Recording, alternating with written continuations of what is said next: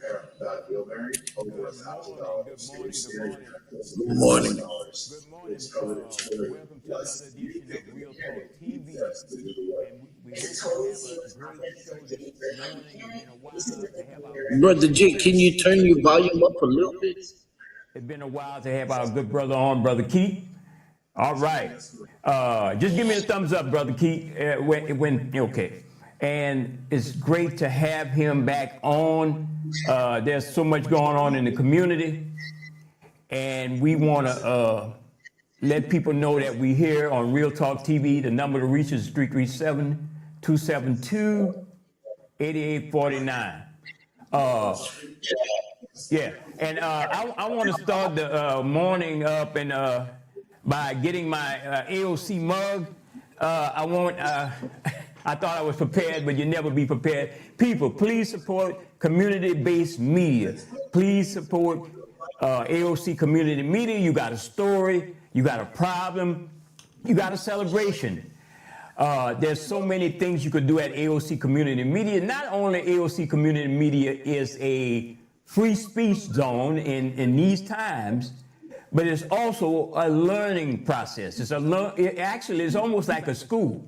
It's almost like a school where you could get information, you could learn things, Photoshop, audio editing. I mean, if you use Adobe Audition, TriCaster, education on the TriCaster switcher, audio hookups, mics and stuff. You know, I got my new wireless Hollyland wireless mic, and it's working pretty good with the new Rodecaster Rodecaster Duo 2. That's the newer version of the Rodecaster, and I use it. I swear by it.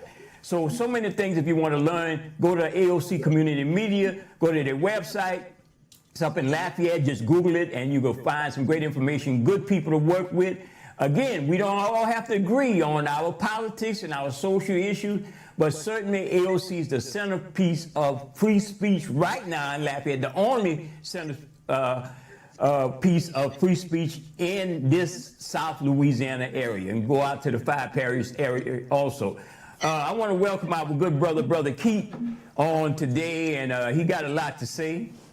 Good morning, Keith. Good morning, Brother J. Good morning. While we on that, we gotta support our local platforms to get information out, or whether it's to tell your story. We have to support our local platform, because there's gonna become a time where we're gonna have to go back to these platforms in order to get information out, certain things, because there's a lot of things that are happening that are being hid from what you call mainstream media, which would be your major news stations. There's a lot of things that are being hid, and a lot of things that are being not being put out on your mainstream media. But Brother Jay, while we in the business of getting information out, I want to let everybody know about this. On August 16th, there's a free expungement clinic. There's a free expungement clinic, and I'm trying to get the flyer so I can make sure I'm giving y'all the right information. I think it's August 16th. Yeah. The All for One Foundation is hosting a free expungement clinic. That's August 16th. Um, from 9 in the morning to 1 in the afternoon. So it's a free expungement clinic. From 9 to 1 on August 16th. And if you need more information, you can call Kevin Dalcourt at 337-366-0316, or you can email the email address JRI Louisiana LIVEJuly@gmail.com. Again, that email address is JRI Louisiana@gmail.com. Or you can contact Angela Gordon at 504-300-2225. Again, that number is 504-300-2225. Or you can email her at Angela mgordon8@gmail.com. Again, that email is Angela mgordon8@gmail.com. And they will also have other legal services available that day as well.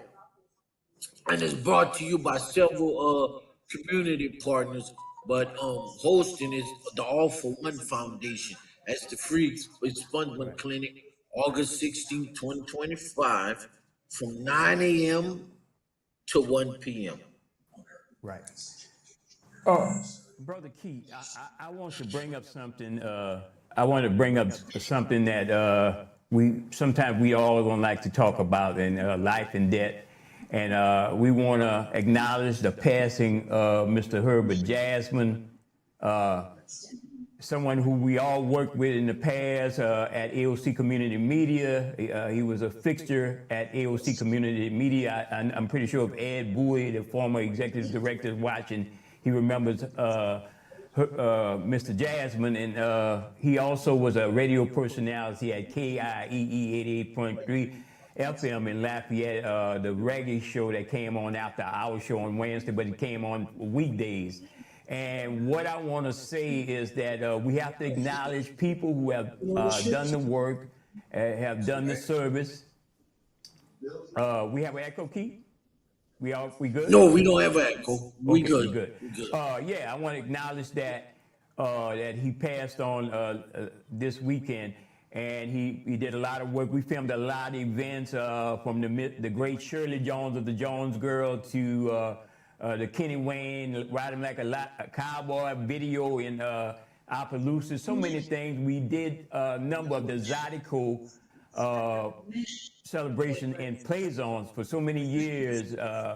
And also the Mardi Gras shows, a couple of the Mardi Gras shows that was put on by Southern Development Foundation and the Zydeco situation and they had every year. So I just want to acknowledge that. I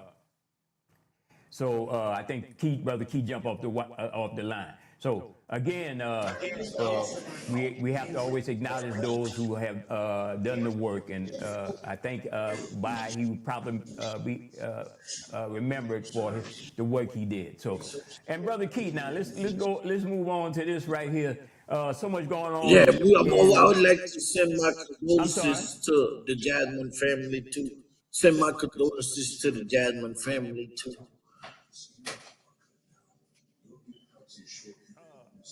I lost you, Brother Jay. I lost your sound. Yeah, I turned myself down. This mix I got to get used to. I got to get used to this mixer. Brother Keith, I wanna segue into this segment that we talked about earlier. First, Keith, let me play this video. It's a telling video and it's troubling video, and I'm pretty sure you saw it yesterday on social media. I'm pretty sure you saw it on social media, a video of a young man getting beat up by law enforcement when he didn't. Let's see if I could find the video. Let's see this, Brother Rashad Ritchie. Okay, yeah. We can play the video and we can run it. Okay. Okay. All right. You got the details. Here it is. When he pulled me over, he walked up, opened my door because my window don't work, right? Okay. And then I said, so what I did wrong? Yeah. He said, well, for one, your headlights are off under this weather. I'm like, okay. There's multiple people headlights off, first of all. And then there's no rain. It doesn't matter. You're still required to have headlights on. Can you pull that law up? Huh? Can you pull that law up? Yeah, when you step out of the car, I will. Can you call your supervisor? Can you call your supervisor? All right, go for it. Exit the vehicle now. Exit the vehicle. Show me your hands. Here. 1033 at 16 an hour. I'm here. What is your reason, sir? Step out. What is your reason? Step out now. All right. No. Stop fighting. Put your hands on your back. Put your hands. Said, stop fighting. Is not shying away from the drama at all. Punched the man in the face while he was seated. Not a threat to you or anybody else. Asking relevant questions. You have a first duty of de-escalation. You chose not to operate in that, and then you blame him for fighting. His body's tensing up. He didn't fight you. Put it up full mask. I'm taking you to the state of Florida. Cops bust the window, and they also beat Mr. William McNeil Jr. during a traffic stop. Recorded in our viral video of the February 19th traffic stop, showing Jacksonville police officers smash a car window, punch a man in the head on Sunday night. Our dear brothers, my good friends, Ben Crump and Harry Daniels, we've had Harry Daniels on this program, announced that McNeil retained them to represent him. Good move. Officers with the Jacksonville Sheriff's Office say they pulled McNeil over because the vehicle's headlights were not on. McNeil questioned the traffic stop because it wasn't raining and it was still light outside. An officer who cannot be seen in the video is heard saying, quote, "It doesn't matter. You're still required to have the headlights on." I don't know of any law that says you must have your headlights on when it's daylight. None. And if there be such a statute, you have to go to the manufacturer of the car and say, well, you all need to make sure these headlights can never go off, because that would be illegal. Now, an officer then asked Mr. McNeil, step out of the car.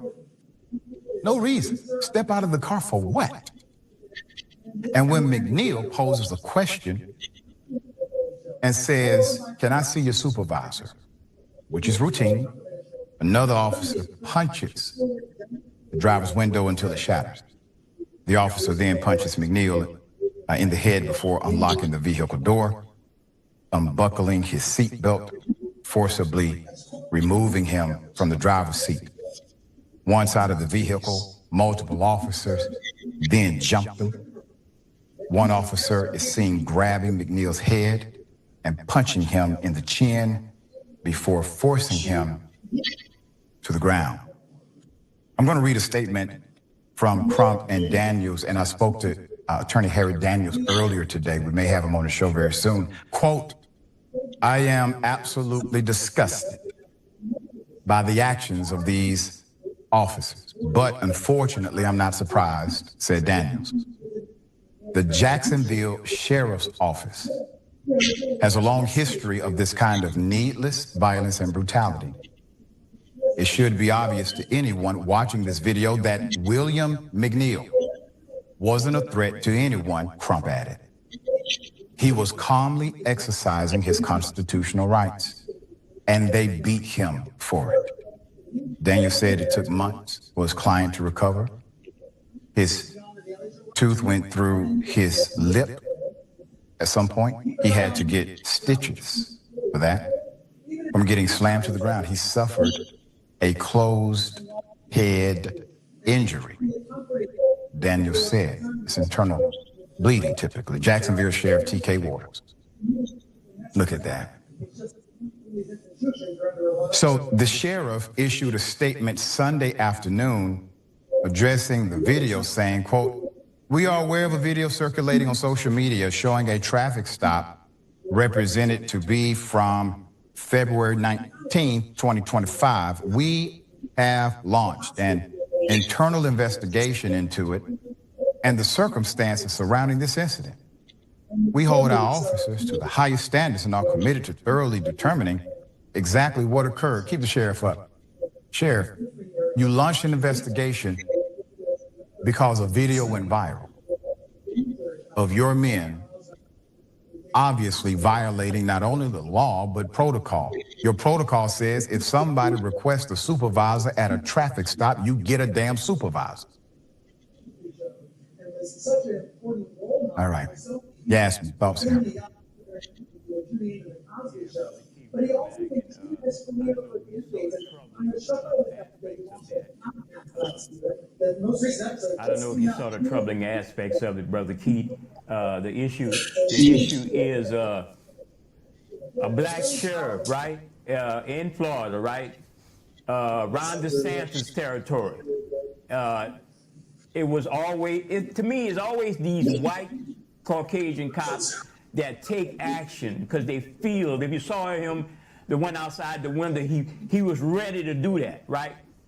But you know what? Correct. I applaud the young brother. He kept his composure. He could have went down fighting, and I probably would have went down fighting and get beat in the head. But the brother showed that racist, no good cop that he could take that little sissy lick that he threw at him, and that's what they do. Correct. And They use a badge to try to shame a black person and to do all. They make up laws as they go. In other words, Keith, we know law enforcement, whether they're ICE agents or some of these wicked people that applied it, whereas down here in South Louisiana, you know, we had a department in Iberia Parish for so long, they was doing the same damn thing, beating up black men. You know, they sad, because that's never going to stop these young black males. That's never going to make them be some cowards and cry like they want. So that's what we saw was an example of white supremacy with a black sheriff. Because they have another black sheriff in Broward County, and he said he's not that type of brother, as opposed to the brother in Jacksonville who his department has a history of doing all these bad things. So when black folks gonna wake up and see there's a war? So Keith, I'd like to get your whole opinion on that. And this is the thing. It's a black sheriff. The sheriff is black. And then if you look at the video and the aspect of the video, you see an African American officer walking in while the Caucasian officers are attacking the suspect, and the African American officer does nothing to stop his fellow officers or to intervene in the altercation. And but we got to stay aware because we have to force Congress to take action, because with this current administration in the federal government, he's getting rid of the department that's supposed to oversee that citizens are getting treated what the way they supposed to in the when it comes to issues like this.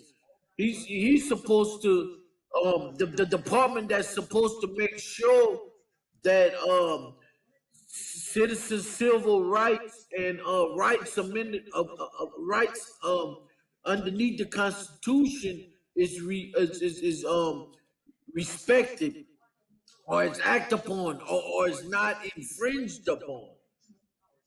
The current administration is getting rid of, which the Trump administration is getting rid of this department. So we have to start urging our delegation, urging Congress to pass laws to make sure that these rights are preserved, and passing laws to protect these rights.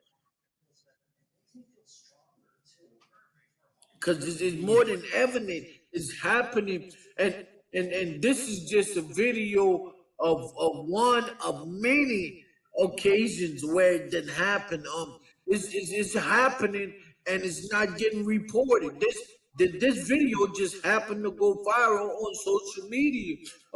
Think about the ones that haven't been videoed. It's a lot. It's a lot.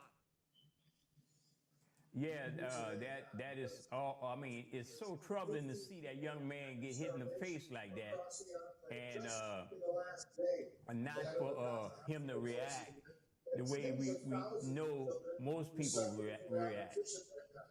You know, and it's just so sad. I want to bring up this article before we go back into I think your subject matter. I'm trying to find it. It's a screenshot of something that I'm gonna superimpose it on the screen, uh, where it says that stand your ground laws are linked to higher homicide rates in the new report. It's also say it goes further than that with that article, Brother Keith. It goes further in the article and it says homicides with white shooters, black victims, ruled justifiable 4 times more often than when roles are reversed. So it telling you in so many words that this is some racist stuff that they're doing even in the stand your ground law states like Louisiana and Florida, you know. So Correct. Correct. 9 times out of 10, that stand your grounds law only work for the Caucasian side of the culture, some Caucasian side of the United States. And a lot of people can say you're being racist, this and that, but we got to put it how we see it. We got to be raw and uncut. That's how it is. Right now, even going through the Supreme Court, most things are most things are favorable in the Caucasian race. Is for Caucasians. While we on that level, look the Breonna Taylor case, where the Justice Department requested that the officer that was involved in Breonna Taylor's death serve only 1 day in prison. 1 day in prison and 3 years of supervised release. That's saying they took a life. So they're saying that life doesn't matter. That life is just 1 day. That officer only deserved one day.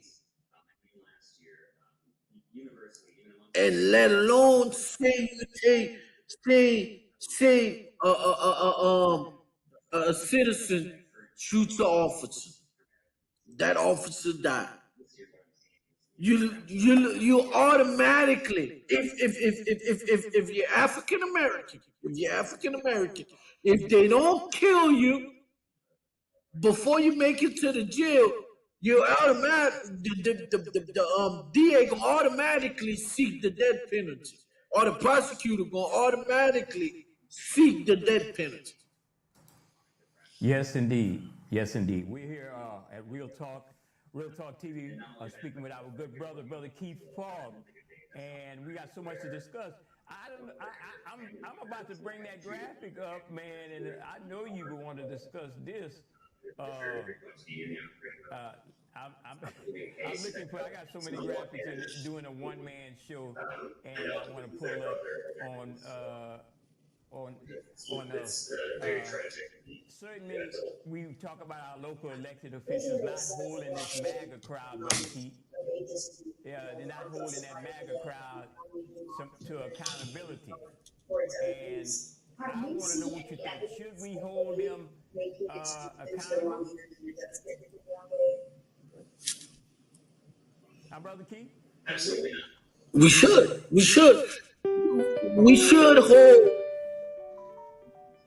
hold all our elected officials. I think we got a caller. Good morning, caller. Hey, good morning. Really good show. I'm hearing some kind of feedback that's going on. Yeah. Brother Keith, you took everything out. You took everything out of my mouth. I wanted to say those no good bastards They not only did they take and kill Victor White Jr., 2 and 3 of them, they also done the same thing to Raymond Shaheed Barnett. And to show how coward they are, you know, hello? Yes, yes, we could hear you. We could hear you. Oh, okay, to show you how cowardly they are. Y'all some trained assassins. Y'all have your weapons. Y'all have your pepper spray. Y'all have your taser. And to brutally beat that man like that, that is so uncalled for. And that's why I never agree for a pay raise for these animals, because they don't deserve none. They just don't deserve none. You mentioned about what they've done on behalf of Breonna Taylor. You're absolutely correct. A day incarcerated and what, 3 months? I don't know, 3 months or 30. I mean, some kind of months on probation. That is ludicrous. Right. Right. Through 3 years of supervised release. What do you say? Go ahead, Keith. Three. They wanted him to do 1 day in prison and 3 years supervised release. Ain't that something? I'm so infuriated till it's unreal. And how can we continue to fight back? Our weapons are our intellect, our tongue, and our pencil. Show their picture. Show how low down these dogs are. You know, we got to do that. You know, we can't just let them get away scot-free. You know, and that's one thing about black people. Oh, that's one thing about black people. Yeah. Yeah. We're kind, we're compassionate, and we're not cowards. It takes a few good men like you all that's on the show, so many others, that we're not afraid to talk our truth. You know, we gotta let it be known. You know, you may intimidate somebody else, but you're not gonna intimidate me. Just like what else they done? I'm trying to keep my composure because I forgot I'm on daytime. But like Stephen Colbert, you know what happened with him? You know, he came out saying, "Yep," and I'm still going to talk about him. And CBS is just so cowardly. You made all that money from listeners like that. That's how you made that. You know. Correct. But I want to say thank y'all so very much, and keep up the good work. I like all of what y'all do, and Brother Wallace, Brother Kevin, Brother Shaheed, myself, Sister Jan. I mean, Sister Martin, we all out there trying to do the best that we could do. And thank you so very much. Keep up fighting with your intellect, with your brain, you know, and your mouth. Thanks. Yes, ma'am. And I'm gonna say this. Yeah. I'm gonna say this before we go to the other caller. We got to be vigilant. And now more than ever, because this administration is gutting out the civil rights department of the justice of department. So we gotta go to Congress. We gotta urge Congress. We gotta press Congress to pass laws to make sure that we are safe on the roadway and our civil rights are protected. We could go to the caller, Brother Jay. Yeah, caller. Good morning, caller. Yes, good morning, Brother Jay. Good morning, Brother Keith. Good morning, brother. Welcome, brother. Good to see Brother Keith on, still in the struggle. You know, Brother Jay, as always, you're always having a good show. You know, you bring the topics up that need to be brought up. But at the beginning of the show, you brought up the brother that the officers attacked him in his car, hands up, no weapons or any kind, but they punched him in the face, and then you see a black officer there, look like the black officer should be trying to calm the situation down.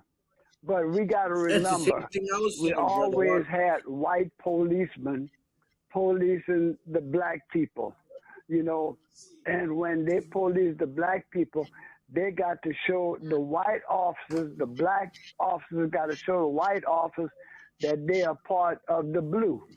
And once they show them they are part of the blue, they accept it into the part of the blue.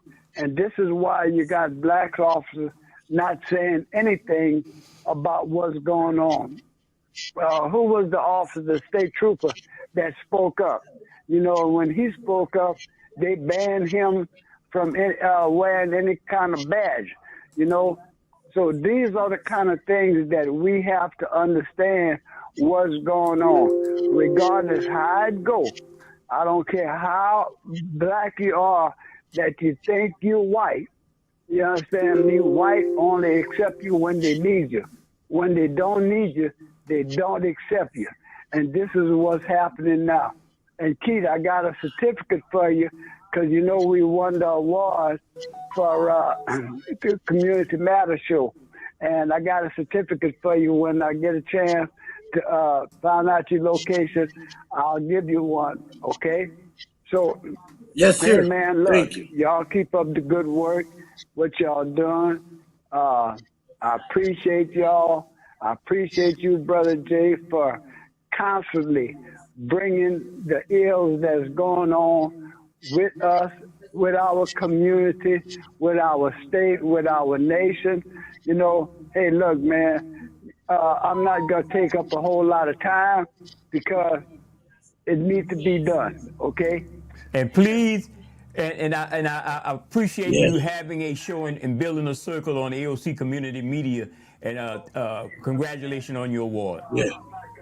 And while we say while we on that, Brother Jay, y'all, we have to support our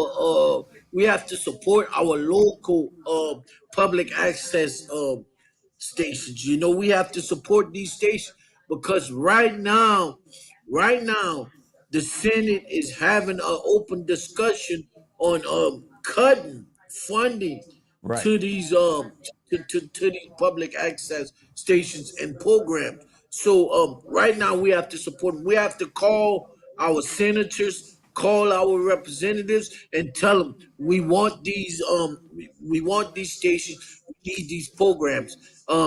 Pretty soon this is about the only programs we're gonna be able to rely on to get the information out that we need out in our community and for our culture pretty soon.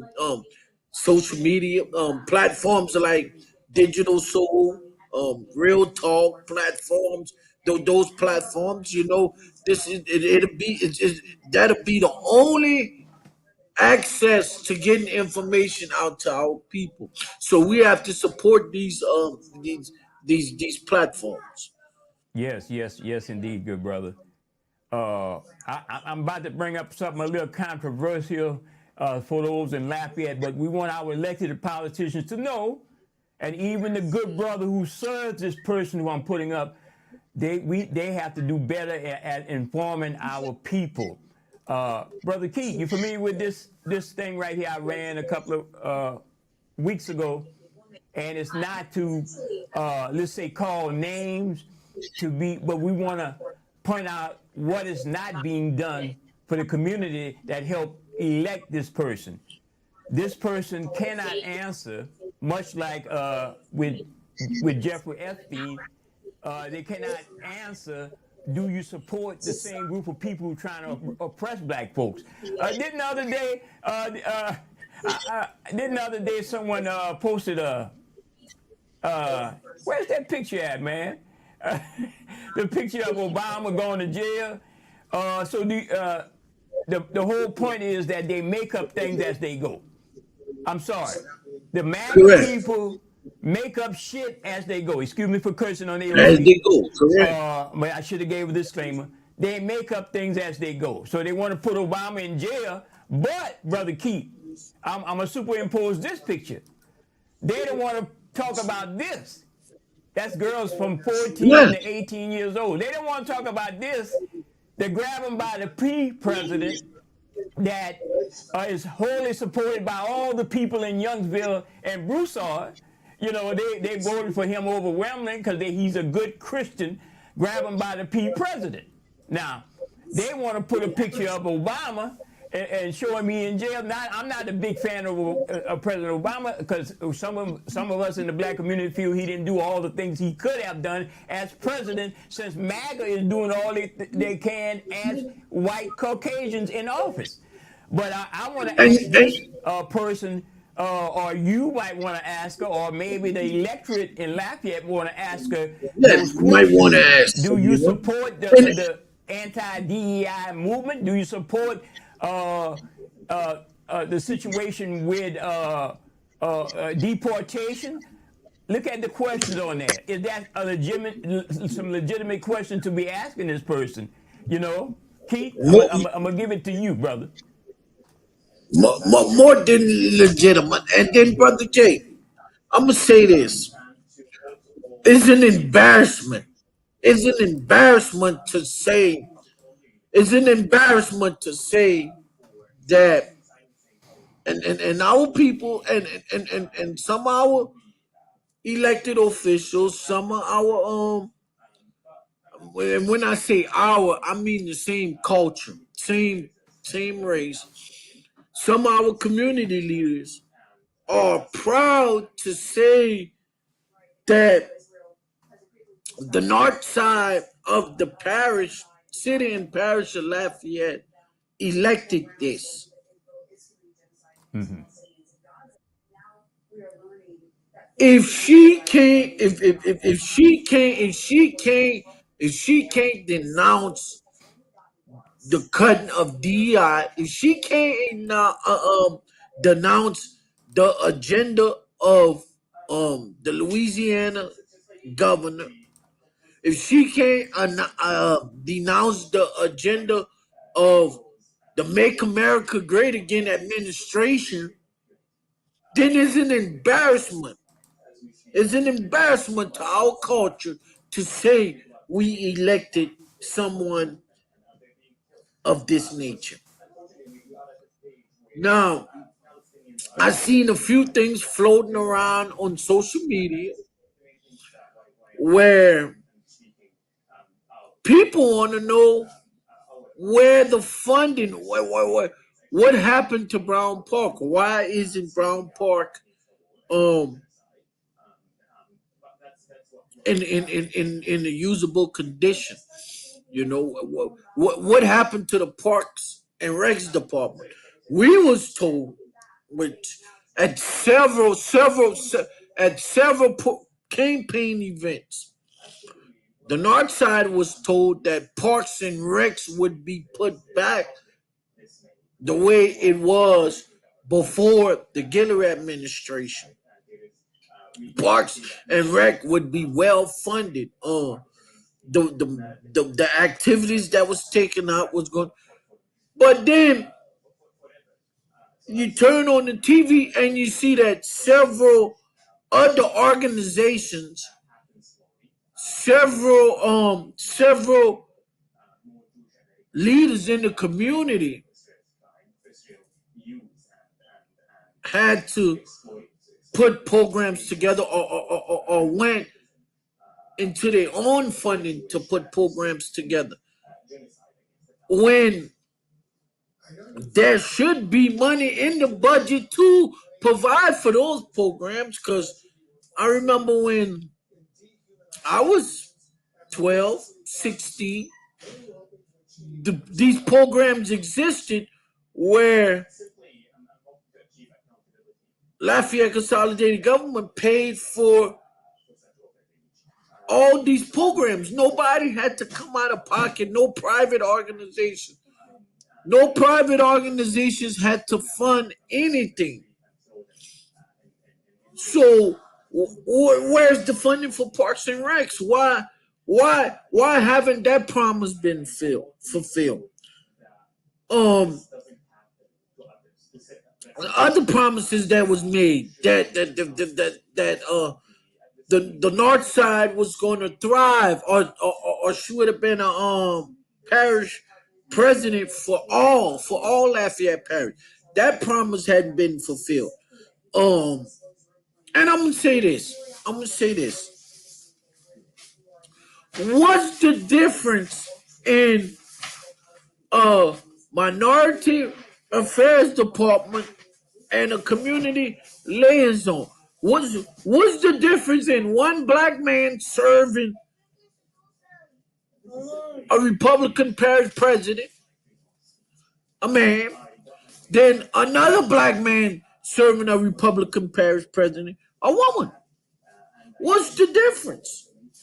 And hold up, I know where you're going. Hold up. I know where you're going, and I'm going to let you go there, brother, because I know I'm not going to interfere with what you're saying. But hold up. Isn't that present person who's employed by Mayor President Blanco, isn't he a high-ranking associate or member of the Democratic Party in Louisiana that strategized how to elect black officials unless he resigned completely? I know he was the head of the Black Caucus. But you are still a member of the high, you say more of a higher ranking Democrat, but you're serving a Republican leader of a large city in Louisiana that overwhelmingly voted for the MAGA interest. You should have not accept that job based on your political connection to the Democratic Party, unless you're a closet Republican. My thing is, when people like him speak, they're leading the people who gonna vote Democratic. They're leading them down a bad road. That you're gonna work for that person. You're working for that person, and so the question is: are you just there for the money? Or are you there to really improve your community? Because improving your community gonna be in conflict of you working for a person that upholds the MAGA agenda. I mean, just because it's almost like the movie Django. Stephen had to get the crumbs out for the other slaves, and then he didn't give a damn about the other slaves. If you look at the whole movie and get something from it.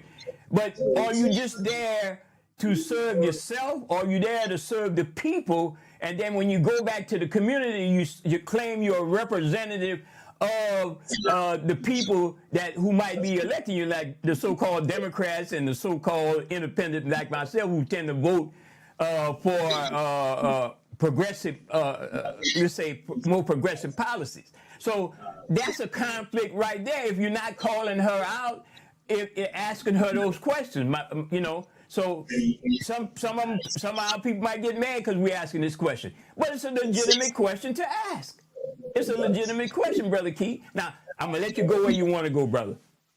Correct. It is a legitimate question to ask, and I'm saying, what's the difference? All I'm asking is can somebody explain to us what's the difference between those two positions? What's the difference? Because if you ask me, I see the same thing, just under a different person Yeah. and Maybe a different Harvard was name. doing a little too much, and maybe Mr. Pierre just flying under the radar. Correct. Correct. Because the North Side ain't got nothing done under that Republican president, mayor president, whatever. And we still don't have nothing under the curve, Perry president. They've been working on ambassador, and I'm gonna say they've been working on ambassador. They've been working on Bertrand for years, but fail to repair Jefferson, where it turns into Mall Street. Failed to repair that road there. You go down that road, shit, you're liable to lose a tire. It's things like that. And then when you try to give them a philosopher as to why why why we don't have this, why we don't have that, is we couldn't do it. We couldn't do it. What if I tell you we could? That's what they got an elected official. They got a councilman hold the seat right now that told me, what if I tell you we couldn't get it done? You told me you couldn't get it done. You told me you did. But then another white councilman, former councilman, white,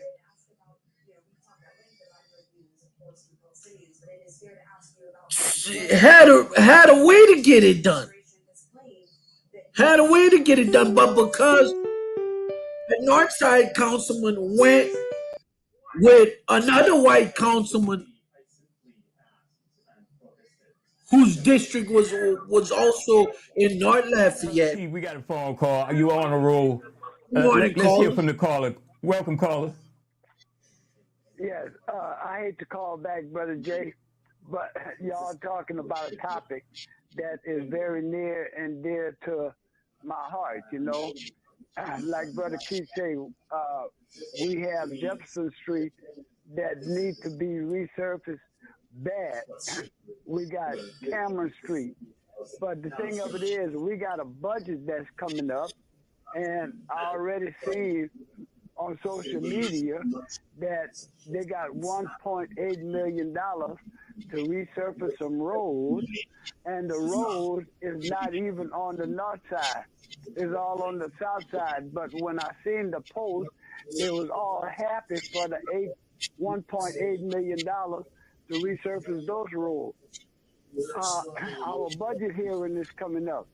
I wonder how much of the north side tax dollar gonna be re-entered into the north side for roads. University, you know, a lot of people say, oh, she's getting university done. No, university was already in the making when she got in office. You know, I don't know what to say about her, the mega. You know, she might be with the megas because basically the Republicans is on the south side. They can have some on the north side too. You know, but when are we going to start seeing our tax dollars on our side of town? We got a lot of roads that need to be resurfaced here. You know, like I say, Cameron Street, you could go down Cameron Street when you get to Scott, you're good. When you come back from Scott, when you get into Lafayette Parish, the roads are bad. You know, Jefferson Street, Moss Street, you know, all these roads that need to be resurfaced, we ain't getting them done.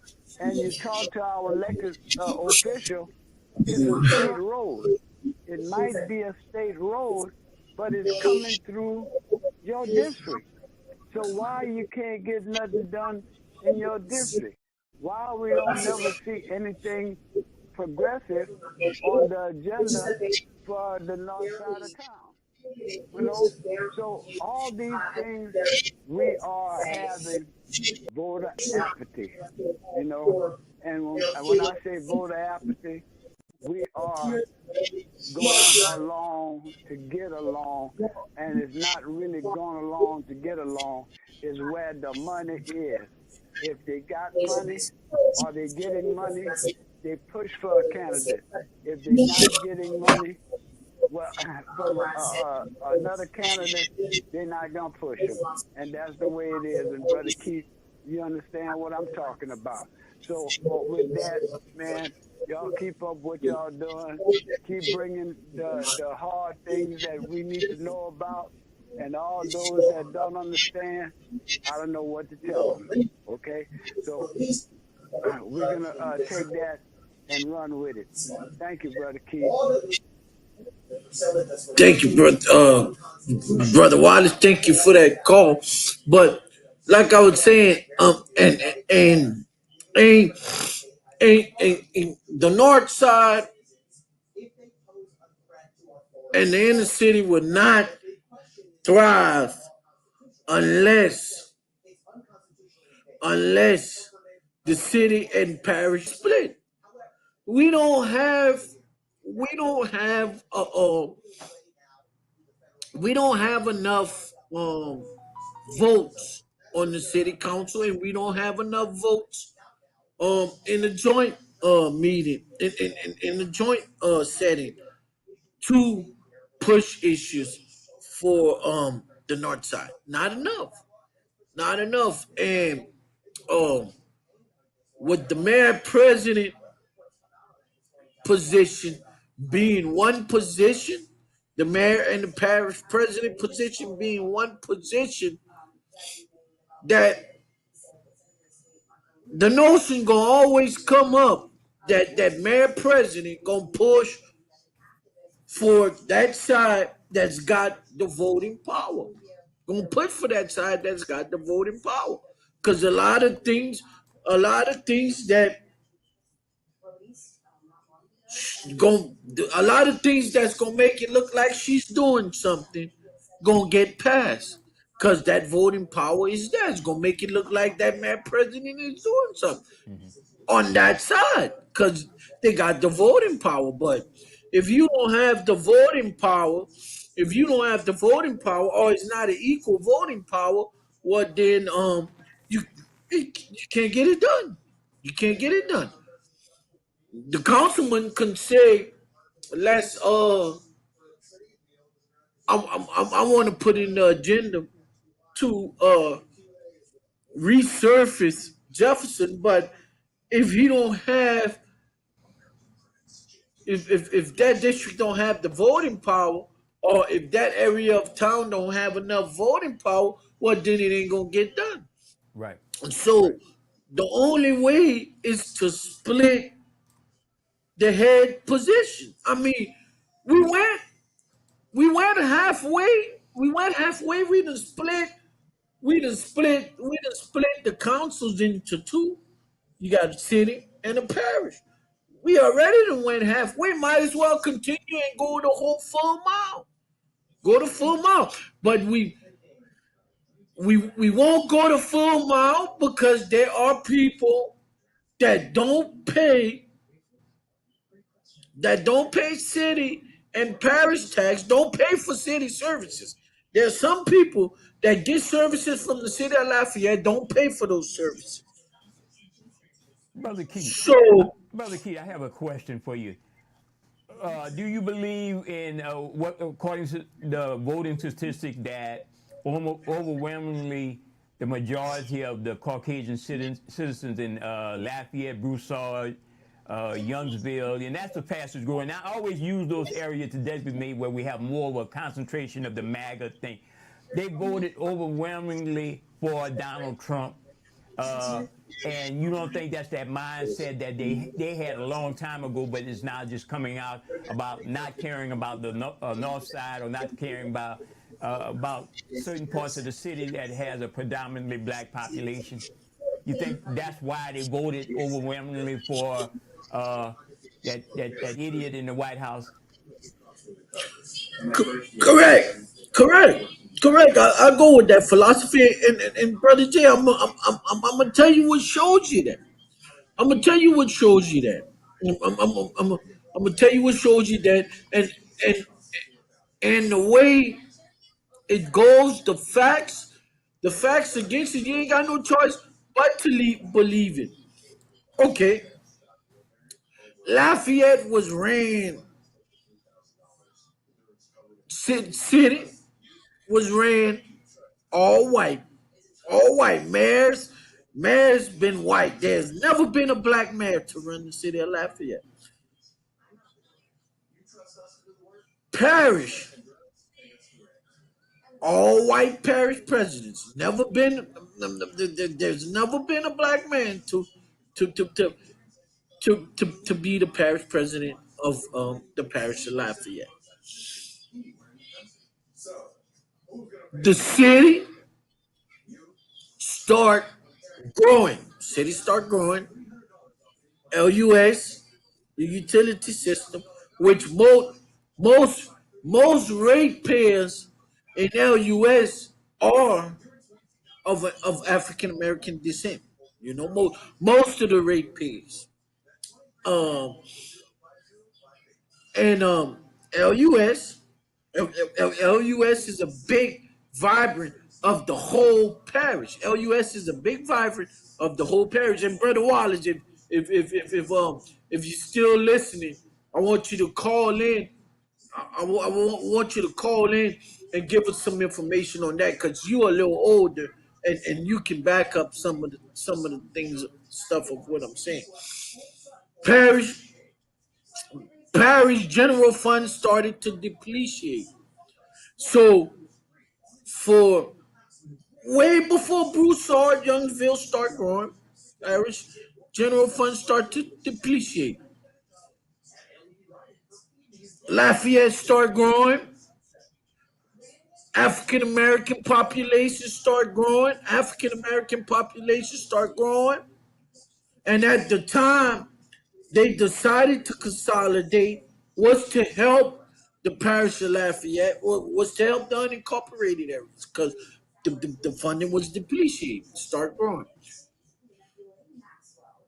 The black population went for it. The north side went for it, voted yes for it, voted yes for it. You know, majority of people voted yes for it. But not thinking that the outer rim would have grew so much and and and, and the outer rim never just grew by growing. The city parish council, which was all together, started letting Broussard, Youngsville, Carencro, annex. Mostly Broussard and Youngsville. Annex into the city, into the parish of Lafayette. Annex into the city of Lafayette. Annex. Annex got the parish and the city almost equal. The population, annex. So when you go to vote, when you go to vote, it's equal. It's equal. It's equal. So when you go to vote, you can't say that Lafayette put in a mayor that they want. You can't say Lafayette put in a mayor that they want because it's together. It's together. You can't say. Now you can say the parish president, the mayor served as the parish president. So whoever the parish picks as a parish president, that's who serves as the mayor of Lafayette. And it's unfair. It's unfair because you can't come. You can't when it's time to vote for Broussard, when it's time to vote for Youngsville, when it's time to vote for Scott. I forgot about Scott. They annex too. They annex all the way to Ambassador Caffrey.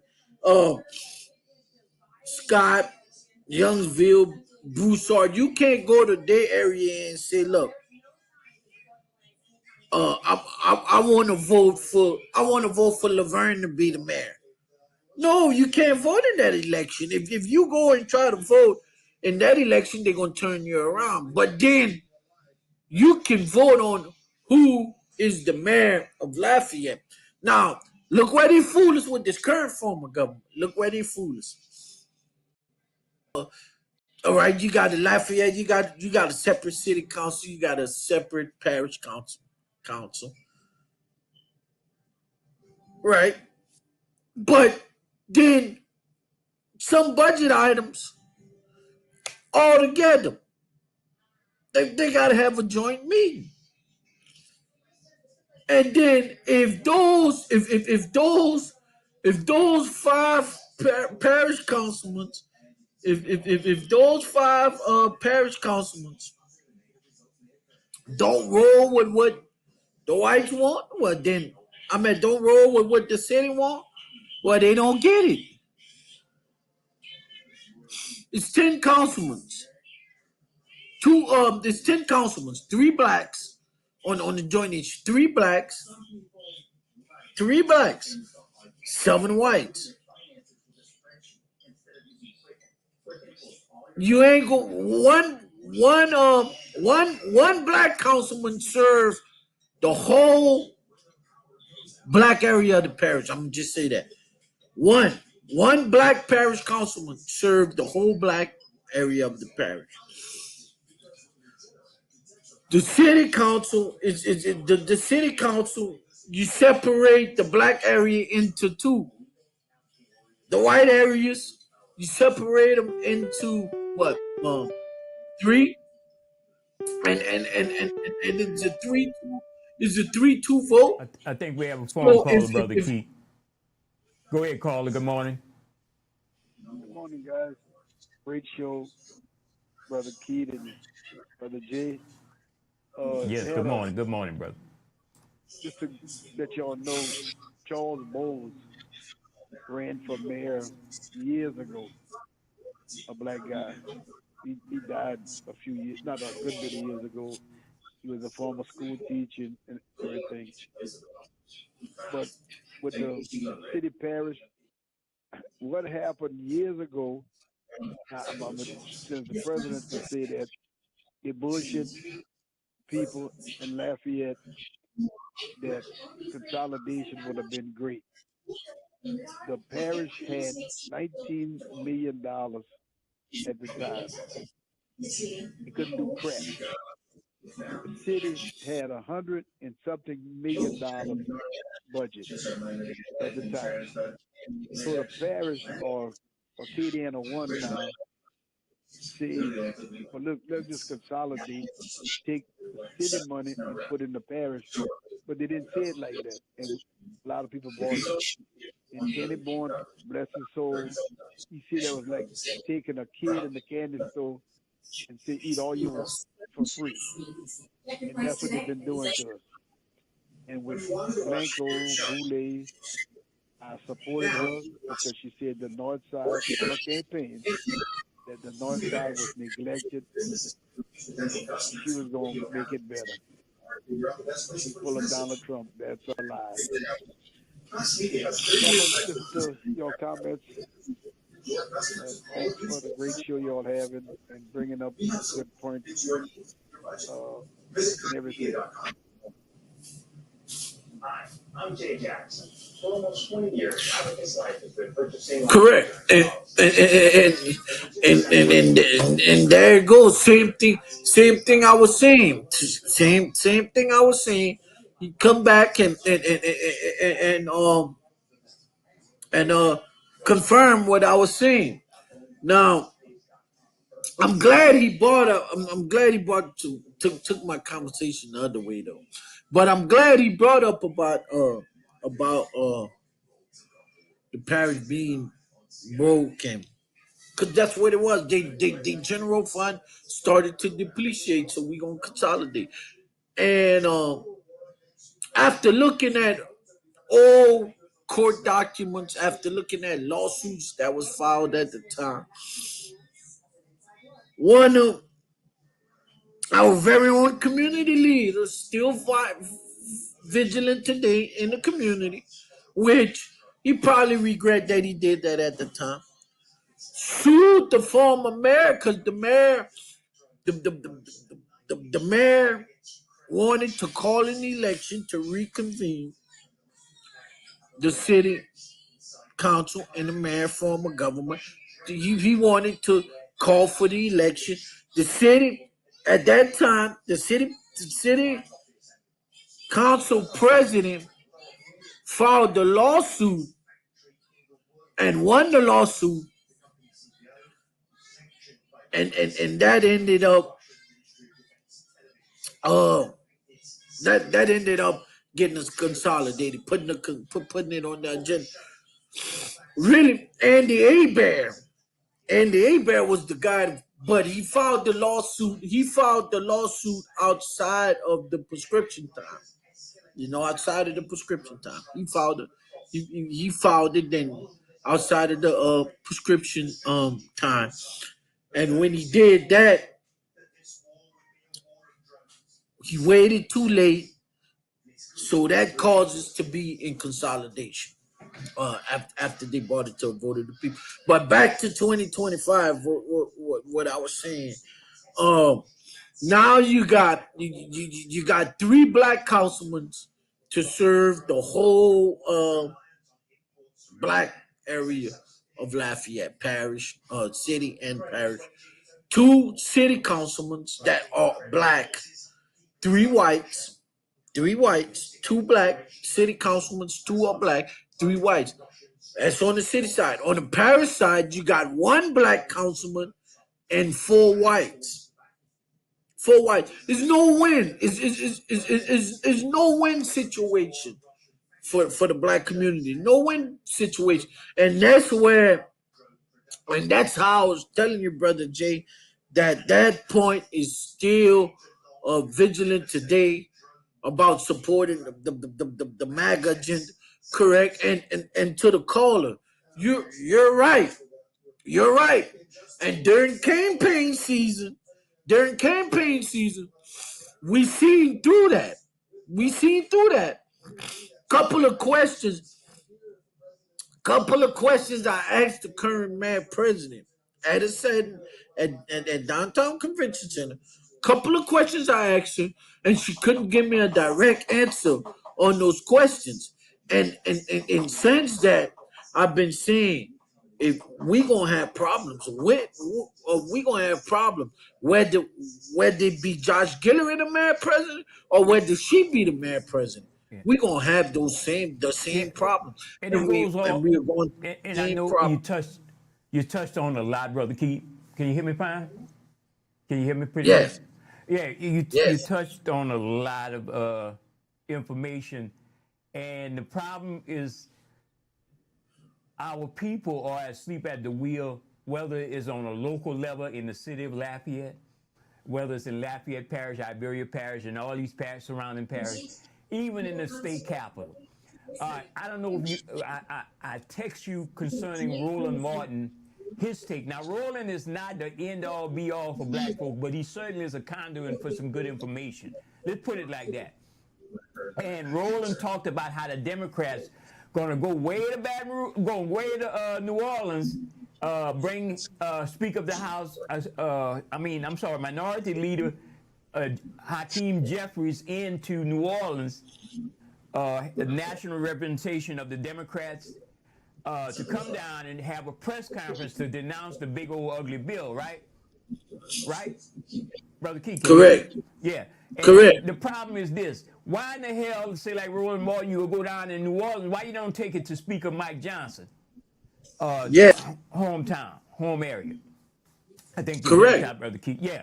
But why you don't take it there? And that's the problem with the Democrats, and that's the problem with the local Democrats. The Democrats here in Lafayette represent us, the people in Lafayette, represent us in New Iberia, represent us in Opelousas, the major areas. You know, you got Dustin Miller, and you got the one in Lafayette, and you got Marcus Bryan, represent parts of Lafayette and New Iberia and St. Martin Parish. You got some weak-ass, ineffectual leadership in the Democratic Party that's now's the time to show you fight. What are you getting for your community? You got the big old ugly bill that Mike Johnson, who's from Louisiana, voted for, and the MAGA agenda supported that. That's telling you they don't give a damn about your constituents in Lafayette, New Iberia, and Opelousas. So why not call them out? And they want to get angry if you calling them out? You should get out that seat and let somebody who's going to do a better job who gonna at least fight, put up a fight. Stop trying to play niceties and invite them to go to the Zydeco dance or go to the concert with boots on the ground. Stop inviting them to that and go and do the same thing they are doing.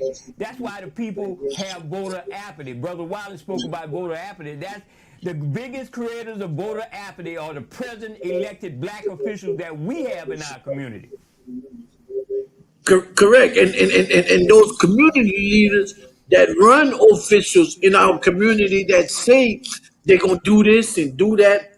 But people, I tell you today, should you check the track record for yourself, do the research for yourself, and decide for yourself. Don't just go off of these community leaders because they've been there for so long. If they say they fuzz, they fuzz. No. It's not like that. They're good at something, Brother Keith. They're good at something. They're good at creating the mystique of them. They are some celebrities. So when you see them, oh, that's State Representative so and so. Oh man, let me get a photo op. Let me go on the red carpet at the Essence and do a photo op. And that's what they create the idea that they are celebrities. But if you ask yourself, why are we having all these issues that could be coming down the pike? Certainly, those three who I named should have been down there at the detention camp in Gina, at least showing that they could fight, even if it don't represent black folks being locked up right now in those detention camps. Louisiana is the detention capital of the world. They have the most federal deportation centers.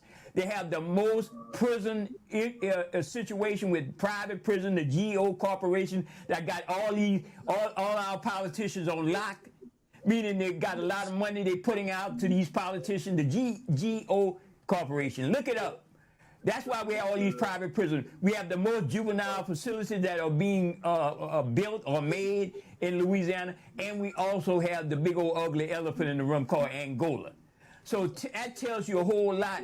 The MAGA agenda has coupled itself with the technocrats from like Elon Musk, and also the racist white supremacists here in the state of Louisiana. And then, Brother Jay, another thing, Brother Jay, is what I want to say. These Republicans, the Republican leaders, they're going out there and they're doing press conference, town halls. Yeah. When are our other states they doing town halls? When are our leaders going to come do town halls and let us know what's really going on? Because they're not going to tell you. They're not going to tell you how.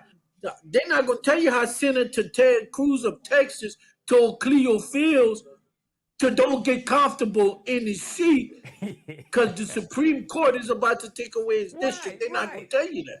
Right. Which I watched that the other day on the Senate floor. And that's what we have. Weak, ineffectual leadership. And they don't even want to think outside of the box of the way MAGA did it. And it's not so much, well, Brother Jay, that happened in the 60s. No, it's a new dynamic. And I think where they want to take this country going to be really bad for us for another 50, 60 years if we survive. And people don't even see that.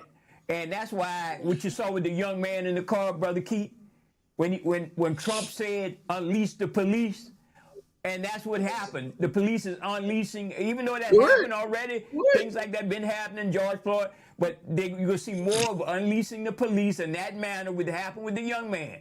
So you got to ask the question to Mayor President Blanco Boulay, do you support unleashing the police? What Donald Trump say, your MAGA leadership within the Republican Party with Jeff Landry and Clay Higgins, do you support that whole notion? What happened to that young man, how they bust his window open and punch him side the head, and even though he put his hand up? You know, do you support that? You gotta ask them that question. Just like they come hard on us, they roll hard on our communities and sign laws to hurt our community. You gotta ask them the same damn question. And any politician that's not standing up and asking them questions is not worth to be voting for. And they're not gonna tell you how the Republicans see that they're losing the majority, they see that in midterms they could lose the Yeah. Yeah, that's why you majority got them Nazis of like Stephen Miller, all them Nazis they got up in there, Jewish Nazis. I never heard of such a thing. I guess they not running away from the same thing that happened to their ancestors.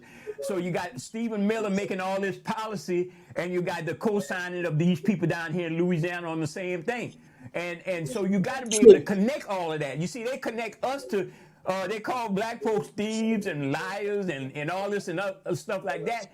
But we don't even fight back the same way they fight back. You know, you got to call them for what they are, white supremacists and Nazis. If that offends them, tell them, prove themselves that they are not Nazis and white supremacists. They're not going to do that. Clay Higgins never going to come to the black community and say, hey, I'm not a Nazi, I'm not a white supremacist. I never engaged in police brutality as a member of OPD. You know, they're not going to never come and tell you, but they're going to send a Negro, to take you down. Yeah. And before we take the call, I'm gonna just say this: in Texas, here's what the Republican Party doing in Texas.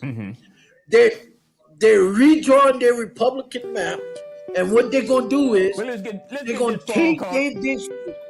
Let's get this phone call. Go ahead. Hello, caller. Let's get it.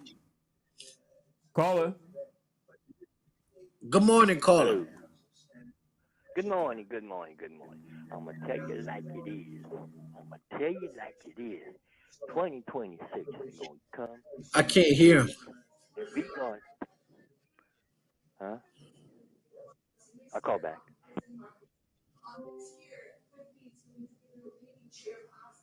Okay, I can't hear you neither.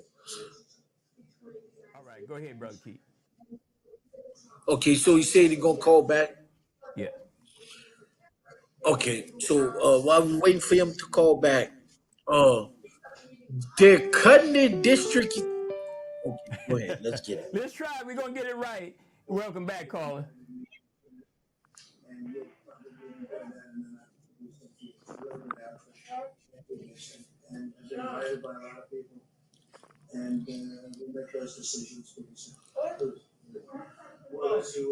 Good morning, caller. Good morning.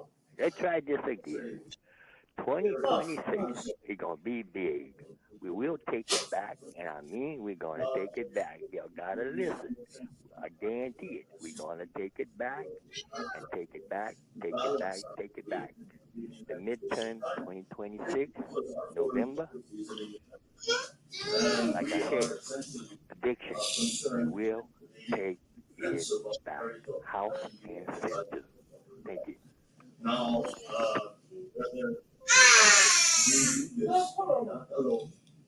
we need to do this. Okay. And again, I'm from this party has always been the United States. But of course, we are trying to form coalitions and multilateral relations so that we, those like-minded nations who share the same values as we, who hew to the international law, more specifically present that position very clearly to anyone who has intentions of unilaterally changing the whole order. And that is how we are guided. And I don't playing the game that we go get the midterms back, like he said. The whole point is this country is changing. It's not so much about you just was mentioning what Texas is doing, redrawing them district lines and so forth, right? They put the fix in. That's why they put everybody in the court. They put all their people in the court. They packed the court in order so when now they could go and put forward legislation to redraw those lines and to do what you call voter nullification, voter suppression, and all these dirty bag of tricks that they've been doing for years, right? Since after so-called enslavement. And so what now they figured out Project 2025 has an excellent blueprint. I have to say if that was an enemy plan. They top-heavy packed the courts with the judges. They put the politicians in. They redraw the lines, and then they put laws on the book to oppress the people. So they got it. They got it down packed. How do dictators and totalitarian governments control the majority of people. They put those same plans that are in Project 2025, they put those things into play. That is the issue. So you So can't what's count on the so midterms. People can't count on a midterm because we don't know if you're gonna have a midterm. Because the way the midterm?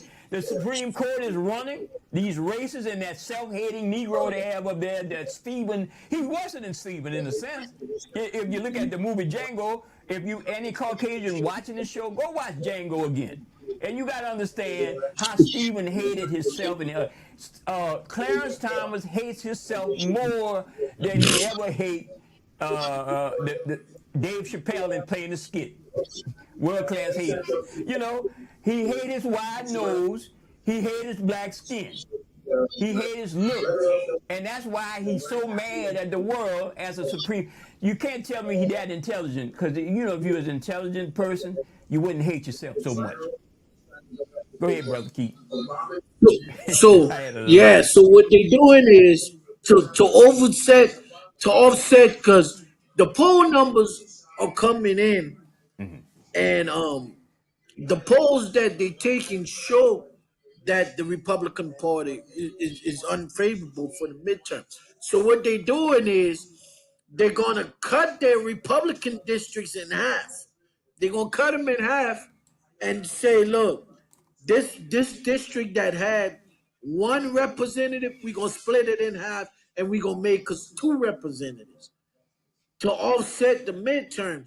So by us saying, oh, we will take it back, we will take it back. And the Supreme Court, the lower courts are telling them, no, you can't do this. But then when it gets to the Supreme Court is overturning the lower court's decisions and allowing them to do it. So we can't say we're going to take it back. We got to fight now for it so we can take it back. And what is this we thing? You know, I heard the brother say we. Brother, don't include me in this we thing.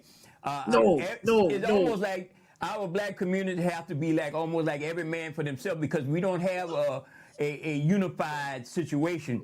When we say we, because even within the so-called, you got so-called liberal friends on the other side, and you got fair weather friends also. So don't say this we gonna take it back. The only thing we could say is we need to unify as people of color. You know, we need to unify. Yeah, because I'm speaking mainly to black people. In the sense that we don't know what's gonna happen. Yeah, you're right. When we say we don't know what's gonna happen, it's not that we're gonna take it back. No, because we might not be we. You know what I'm saying? We might not be we. Because we don't have no fighters. Some of us might be fighting for something different. The state legislative body that says they got the supermajority. What can we do? You can do a whole lot. You can do a whole lot if you use your head and you have bravery in your heart and not money on your mind. Say like, who said, I got money on my mind? Well, you need to take the money off your mind. And mind on my money? Money on my mind from the lobbyists or from the so-called token jobs that you get from the same people that's trying to hurt your people, you know? And you got to start saying, we got to fight. We got to fight for our existence. But Brother Jay, our fight is and the people that's out there listening, I want y'all to understand what the fight is about. Because I don't want you to think the fight is just about Democrats taking control or Republicans taking control. Right. No, the fight is about what's at stake. These people came in with a 2025 project and plan, and they got a plan for 2026, and they got a plan for the rest of the years. And as it progress, if they progress, their plans is. I'm gonna take a page from Mr. Kevin. They also got a nigger plan. I would say that. Oh yeah. It's and it's gonna get deeper and dangerous, and even more. It's gonna be even more evident than it is now. Yes. Where police gonna be able to kill, and ain't nothing gonna happen. white supremacy gonna be at an all-time high as it already is, but it's gonna be more openly. If we don't fight now, it's gonna be more openly and free. And Keith, Right now, they got white nationalist groups marching the country right now, marching the country right now. This, this, this, this immigration, for those of us that sit back and say, oh, that's them, they shouldn't have voted for this one, or they shouldn't have voted for that one, that's them, that's or that's foreigners, that ain't gonna never happen to us. That's just the rollout. The, brown people is just the rollout. That's just the rollout. The foreigners are just the rollout to see how far their plan can go. And if their plan can go that far, you know how further they gonna go? Yeah. Because you know how they feel about African Americans already. Right. And this this picture is depicting exactly what is going on. And sometimes Exactly I what I'm say saying. what it is. It's just plain and simple white supremacy. They have nothing in common with Donald Trump. He might have a little money, but he wasn't that damn rich, and he wasn't that damn smart with his money. I don't know how he could devote all his time to making money and making things successful when he out there chasing underage girls, right? Him and Epstein, right? So Yeah. the only thing they have in common is his display of white supremacy. Now, just the other day, didn't he say he wanted the Washington Commanders to go back to being the Redskins? I know that's a distraction. People, well, brother say that's a distraction. The whole point is, if he could do it, his distraction, he gonna do it. He done all the other distractions, people. Why not think it cannot be a reality? And maybe the Washington Commanders might cave into him just like CBS did. This canceled the late talk show. I used to think it was kind of funny, the sarcasm and sarcastic stuff he did to Trump over the years. And look how they're attacking media. So don't not think that this cannot happen. So those who keep saying, "Oh, we want the midterms," it's not a negative thing. I'm saying don't expect everything to be going your way in this mindset, because it's about what's up there on the screen. It's about white supremacy coming back. That's what it's about. When you go do modern day stuff that people would have cringed on, those good Catholics out there in St. Martinville, that where Jeff Landry go to church. Those good Catholics, you would have cringed if you saw those people in that place in Florida called Alligator Alcatraz, whatever that bull is, more like some gulag overseas place where they engage in extreme rendition, taking people out for nothing. So this is what's happening, Brother Keith. That's gonna be the number. Yeah, and then in these so-called camps, 32, they putting 32 people to a cell, is a cell, however you want to call it, cell room, 32 people to a cell. Now, if you go back and read about the Holocaust, that's how they did it in those days. They packed people up into a cell, and the only thing that's not currently happening is they're not throwing tear gas yet. Not yet. For sure. Not yet. But that's what I'm saying. We gotta be more vigilant and agile. We gotta fight. We gotta fight like hell. And that's what I say. It's more than just about the party. It's more just about party. It's more than just, unless you want to go to one of these parties right here. That's their MAGA president. That's the good Christian leader. That's the one endorsed by a lot of hierarchy in the so-called religious community within MAGA. That's what they like right there. They want to see that he is the king of all existence. Brother Keith. If you think about it, Things that would have landed people in jail so many years ago haven't landed him in jail. So I guess he is the king. I guess he's above the law. You know? Yeah, So, yeah. That's the way the country is being ran. you That's know, the way the country is being ran right now. grab him by the And P.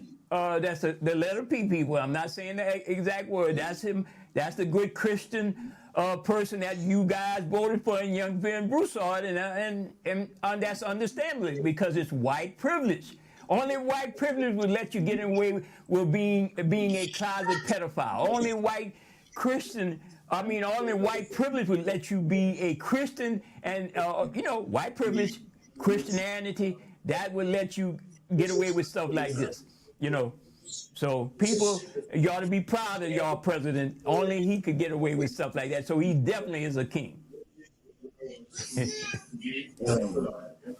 yeah, Yeah. So yeah, yep. Keith. So you're right now. You're listening to listening and looking at Real Talk TV Live here on AOC Community Media. I know we pushing the envelope on some things we discussing. We making some MAGA people mad, but MAGA people, come on now. We look at your stuff. We look at all your racism, all your locking up them in the alligator alley, alligator whatever, Alcatraz. We look up at all the deportation camp. We look at the ICE agents running around, hitting people across the head, grabbing them and stuff like that. So don't get mad at what we're saying. The only reason you have to get mad at what we're saying, MAGA people, is because it must be the damn truth, you know. True. And there's a lot of things that's going on Yeah. locally, nationally, on the state level, and Louisiana. Louisiana is hitting the radar, hitting national, and not for no good things. No, not for Right. no good things.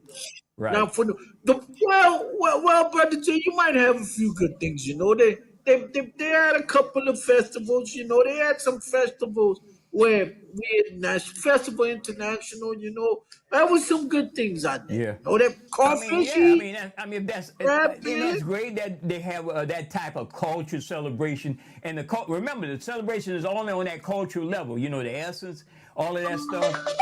That might be good, but in the long run, if people don't have jobs, Brother Keith, think about this, Brother Keith. If those young ladies who work at these home health companies and these home health companies, we got a couple of large ones down here in Louisiana. Shout out to all of them who are doing the great work of taking care of the elderly.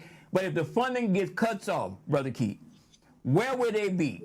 All these young ladies who have jobs and single mothers who have these jobs and these CNAs, when that money get cut off and they don't get those jobs and they can't pay their mortgage, they can't pay their car note, they can't get assistance because they're cutting food stamp assistance, they can't get none of these things. What gonna happen? I think that's a plot by the Project 2025 people to create, not to create more save money. That's to create more crime. Because when you have lack of opportunities, you have more crime. Louisiana has a high crime problem because they don't have a good pay scale to pay people. So you have more crime, and therefore, can you do? You could justify giving up to $150 billion or less. You know, it might be a different number to the secret police force that Trump is creating called ICE. Where people can come in and just snatch you off the street or go to your house, not only arrest you for immigration violations or whatever they want to call that, but arrest you for other outstanding warrants and arrest American citizens, not just citizens who became naturalized or children of immigrants or migrants who became U.S. citizens. Regular, ordinary people who have a certain color skin. So this is why they're doing all that. Take from the poor and give to the rich, and to give those big corporations like GEO and all these bail bondsman companies, all these militia groups who need the money. Half of those ICE agents, Brother Keith, I swear, and I'm predicting, and I have a hunch, are mostly white supremacist individuals. Former cops who were fired from their job, like we had a couple in New Iberia. former people who engage in police brutality. Because, you know, it's easy for a person who engaged in police brutality, they pad their resume with that, because, you know, we got a United States Senator, a United States Congressman from the 3rd Congressional District, right? Who's a MAGA congressman. On his resume, he just forgot to list that he engaged in police brutality as a member of the OPD. And the black chief covered it up for him. You know, so we know these things could happen. And black folks need to start doing their research. People, progressive-minded people, whatever color you are, start doing your research. Don't be duped by this MAGA crowd. So there's a reason they gave $150 billion to the ICE agency, a lot of money. You don't find, man, that's a buku lot of money. That's to finance that secret police force that gonna do Donald Trump bidding, and therefore cut the fundings in Medicaid, Medicare, and food stamp and government system, cut the jobs, and therefore you could create more situation of crime, and you could build more jails, and you can lock more of people of color up, because that's who it's gonna affect the most. That's my scenario. And then you can go into martial law. Yeah. Martial law, that's the optic of the game, to keep the Republicans in control. Martial law. You want to keep the MAGA in control.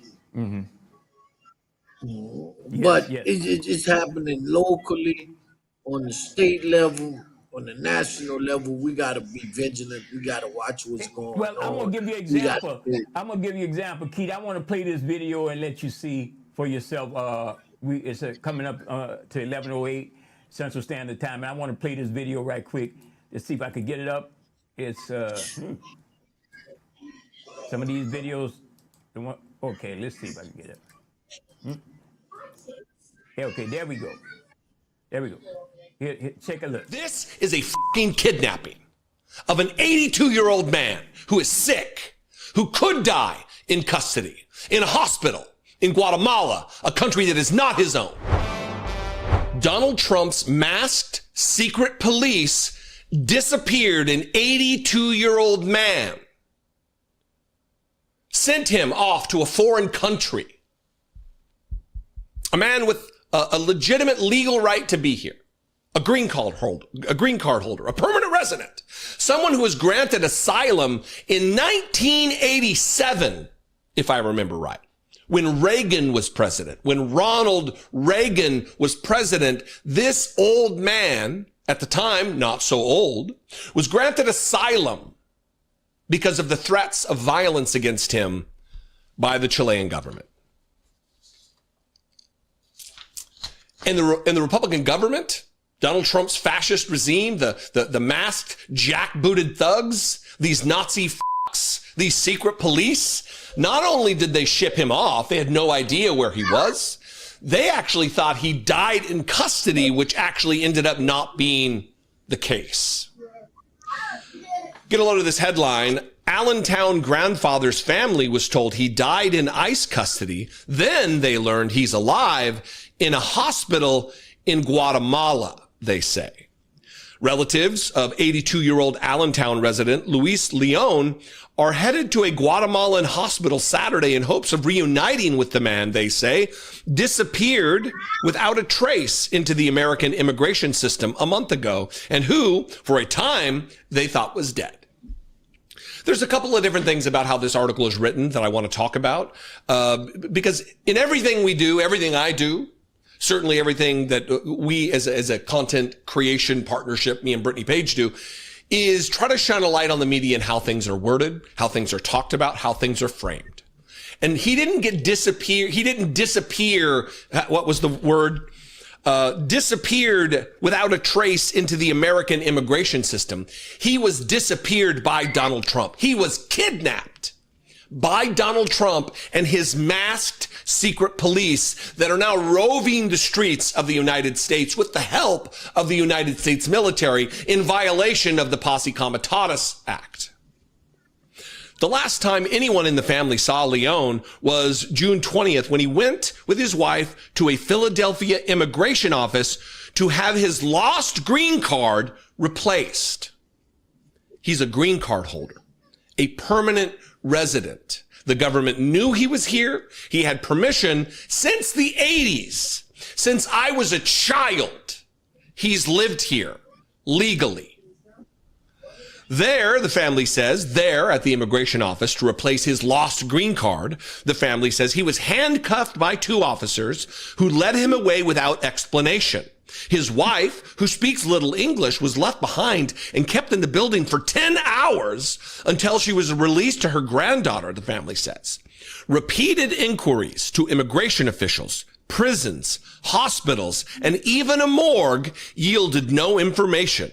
Leon's name was not in ICE's online database of detainees. Finally, on Friday, a relative from Leon's native Chile was told he'd been taken first to a detention center in Minnesota and then to Guatemala. The hospital, citing privacy rules, would not verify his presence there when contacted by the morning call. It is unclear whether Leon ended up in that Central American country deliberately or by mistake. Is it unclear, morning call? You're not sure whether Donald Trump, in this mass deportation, Nazi-like recreation of the mid-century last? Are we unclear? It's unclear. This might have been just a mistake. Let's stop giving these fascists the benefit of the doubt. Please, please. Leon was granted political asylum in 1987 after surviving torture at the hands of Chilean dictator Augusto Pinochet's regime. According to his granddaughter, Natalie, who asked that her surname not be used because she fears the United States government retribution against her and her relatives.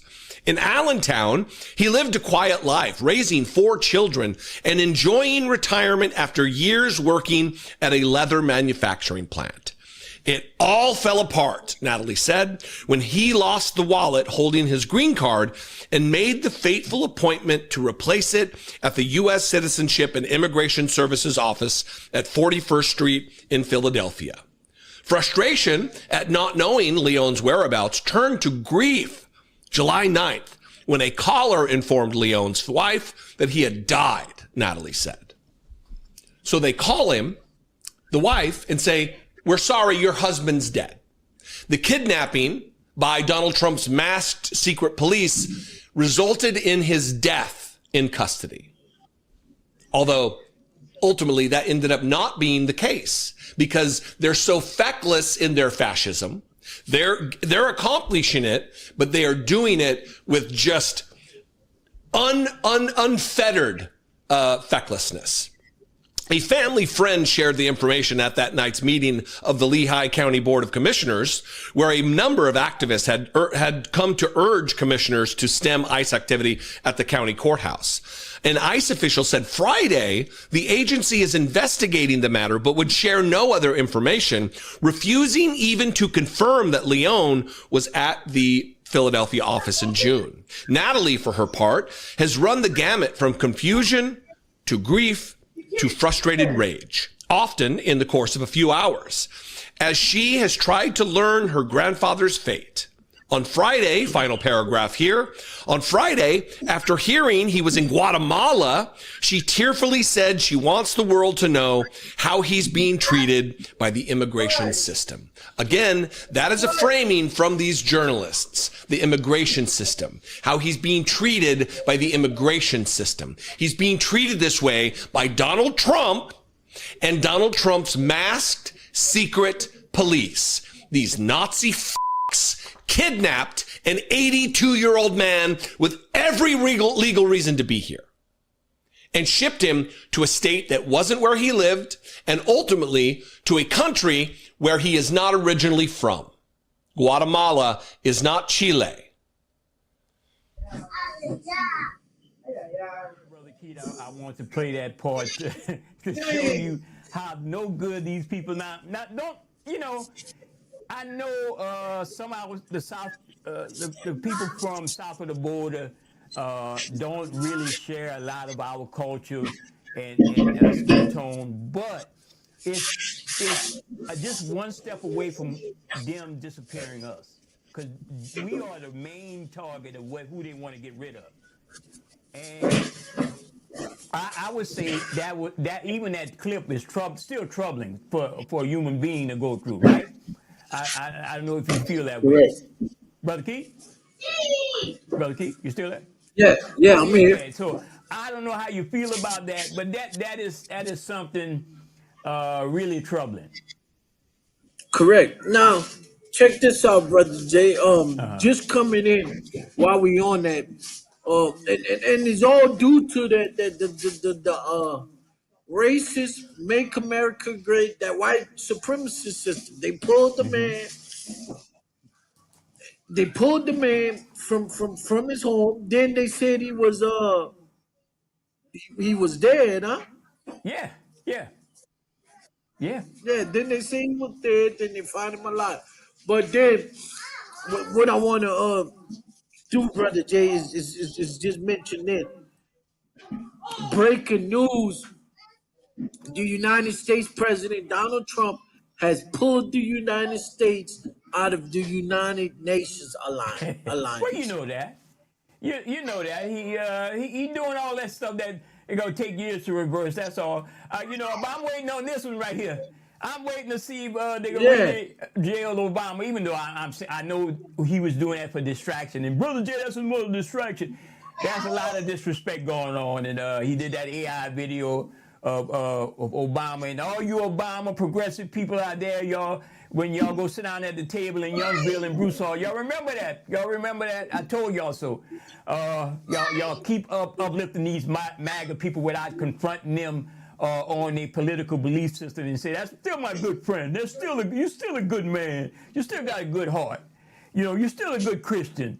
Remember that. Those who are big fans of Obama, this is where he really want to go with that. I know it's a distraction right now with Epstein, but that's where he want to go. correct.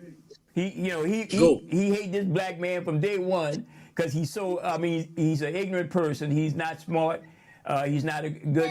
He got some good white supremacy stuff going with him, and that's about it. That's about it. And then back to the video that you just played, brother Jay.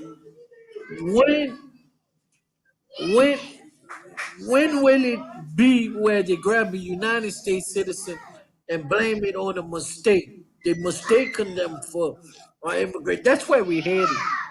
Yeah. That's that's where we're headed. They're gonna grab a true United States citizen Yeah. and then make it as a mistake for a test. They gonna say it's a mistake, but then it's just to grab United States citizens. We just gotta be vigilant. Right. Just gotta pay attention. That's all we can do is pay attention and wait for the next stunt. Well, not stunt, but wait for the next. Stunt. You wait for the next stunt, and and Right. and and all this are tests to see if their agenda gonna work, and if their agenda gonna work, they gonna put that policy into effect. Right, right. Brother Keith, so what word would you have for the black politicians in Louisiana, our legislative body, all the way down to our city and parish council? What word would you have them for the people that they supposedly represent? Come, what I want to tell them is come talk to your community. Come give town hall meeting in the community in each neighborhood and let us know what's going on. First, when you come, what I want you to do is bring at least one elected official that ran in our community of the other race, of the other party in our community that ran in our community. Bring them with you, and we want them to answer questions, or we want them to denounce that white supremacist agenda. We want to know, are they following that white supremacist agenda, or are they on a different level? Or are they following that white supremacist agenda, or on a different level?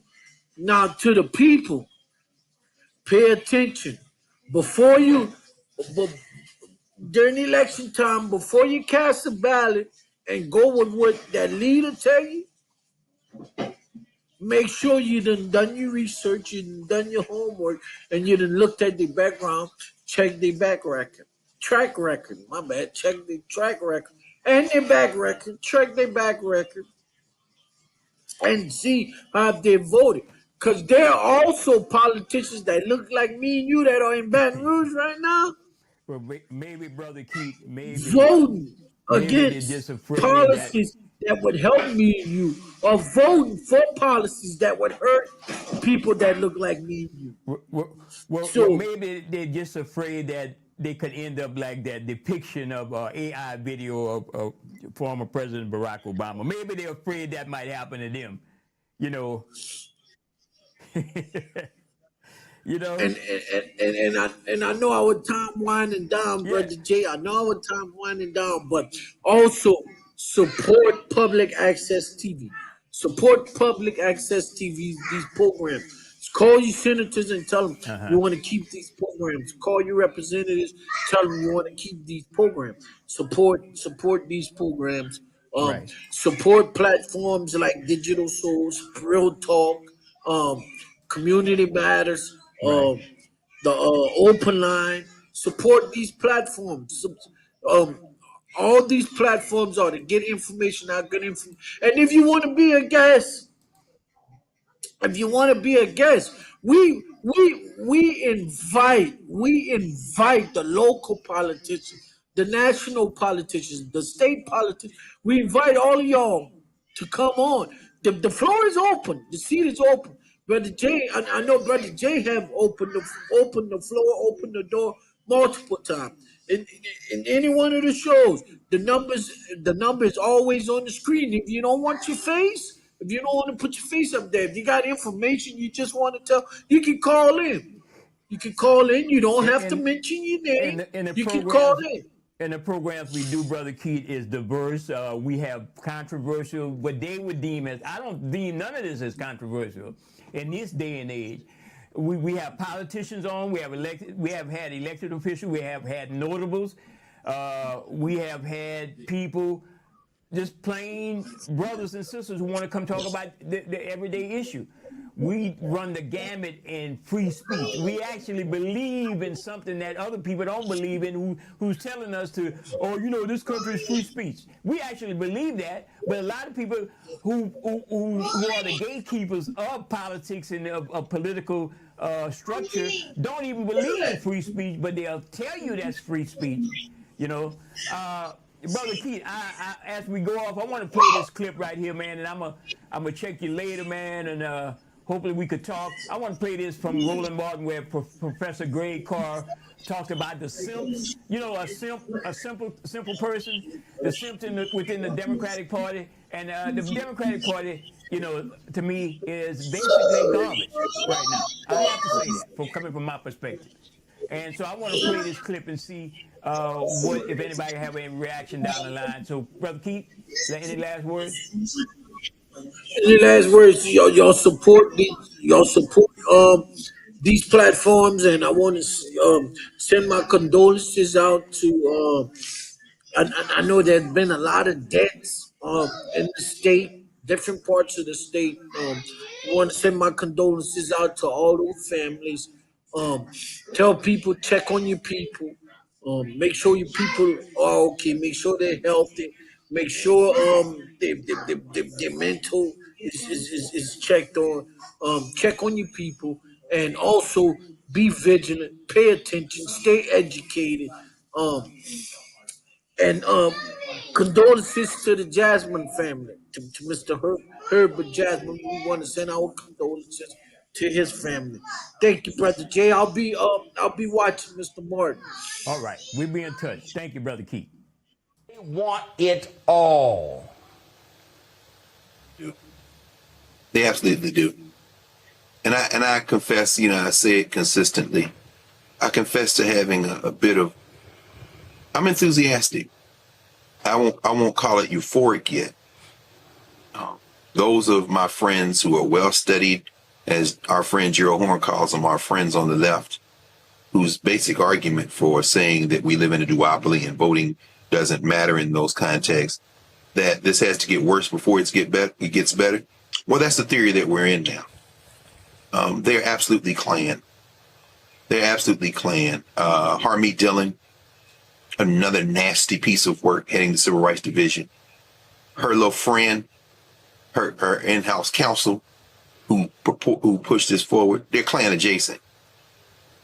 And I think that I agree with those who would argue that this is all part of a larger strategy, which is to try to force us into the street and confrontation. This is what deploying the Marines in California is about. This is what these nasty provocations are about. Now, I'm not really enthusiastic about beating up on the Democrats, and I'll tell you why. Because they seem to believe that this is a country. And people get a little irritated when I say it's not a nation. It's a state with a lot of different nations in it. The illusion that the United States of America, that you people who live here are a people, constitute a people. Someone please show me somewhere in the history where that's true, and I'm willing to rethink what I'm thinking, but I haven't seen it yet, and I doubt I will see it.